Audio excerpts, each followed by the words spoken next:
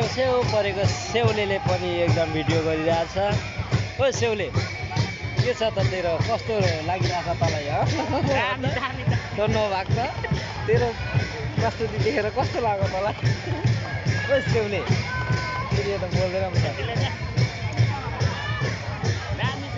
यो चाहिँ चुलाचुली इलाम तर्फको एकदम भयङ्कर चलिरहेछ चैनागिरेनको। यता अर्को तर्फर छ हाम्रो बिग बोसहरू पनि आइरहेछ एकदम